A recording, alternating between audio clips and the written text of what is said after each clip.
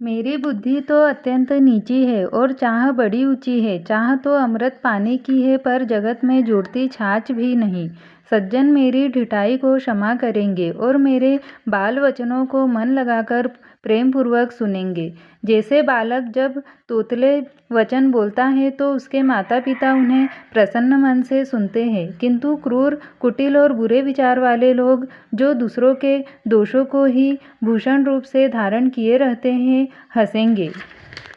रसीली हो या अत्यंत फीकी, अपनी कविता किसे अच्छी नहीं लगती, किंतु जो दूसरे की रचना को सुनकर हर्षित होते हैं, ऐसे उत्तम पुरुष जगत में बहुत नहीं है।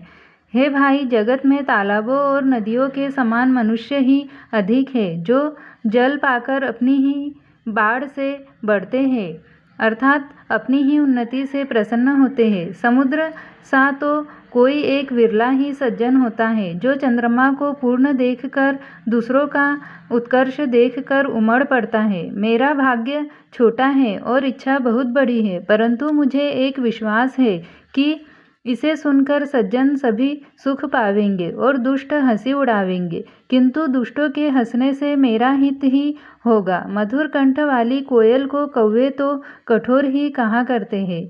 जैसे बगुले हंस को और मेढक पपीहे को हंसते हैं, वैसे ही मलिन मन वाले दुष्ट निर्मल वाणी को हंसते हैं। जो न तो कविता के रसिक है और न जिनका श्री रामचंद्र जी के चरणों में प्रेम है, उनके लिए भी यह कविता सुखद हास्य रस का काम देगी। प्रथम तो यह भाषा की रचना है, दूसरे मेरी बुद्धि भोली है, इससे यह हंसने के योग्य ही है। हंसने में उन्हें कोई दोष नहीं, जिन्हें न तो प्रभु के चरणों में प्रेम है और न अच्छी समझ ही है। उनको यह कथा सुनने में फीकी लगेगी। जिनकी श्री हरि भगवान विष्णु और श्री हर भगवान शिव के चरणों में प्रीति है और जिनकी बुद्धि कुतर्क करने वाली नहीं है, जो श्री हरि हर में भेद की या ऊंच नीच की कल्पना नहीं करते, उन्हें श्री रघुनाथ जी की यह कथा मीठी लगेगी। सज्जनगण इस कथा को अपने जी में श्री राम जी की भक्ति से भूषित जानकर सुंदर वाणी से सराहना करते हुए सुनेंगे। मैं न तो कवि हूँ, न वाक्य रचना में ही कुशल हूँ। मैं तो सब कलाओं तथा सब विद्याओं से रहित हूँ। नाना प्रकार के अक्षर, अर्थ और अलंकार, अनेक प्रकार की छंद रचना, भावों और रसों के अपार भेद और कविता के भांति भांति के गुण दोष होते हैं।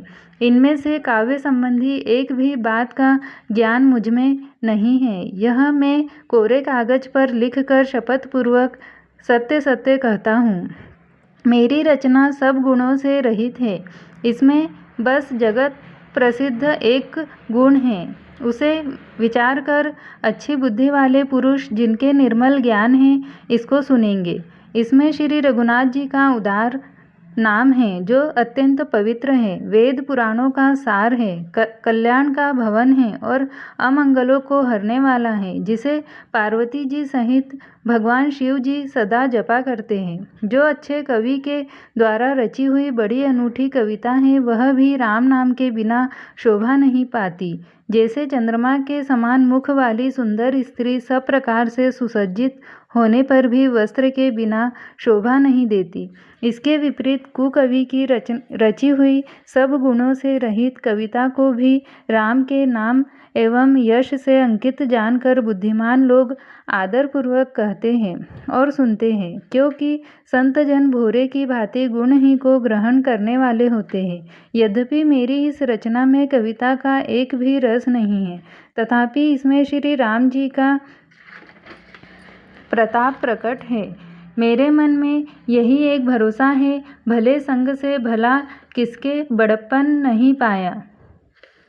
धुआं भी अगर के संग से सुगंधित होकर अपने स्वाभाविक कड़वेपन को छोड़ देता है। मेरी कविता अवश्य भद्दी है, परंतु इसमें जगत का कल्याण करने वाली राम कथा रूपी उत्तम वस्तु का वर्णन किया गया है। इसमें यह भी अच्छी ही समझी जाएगी।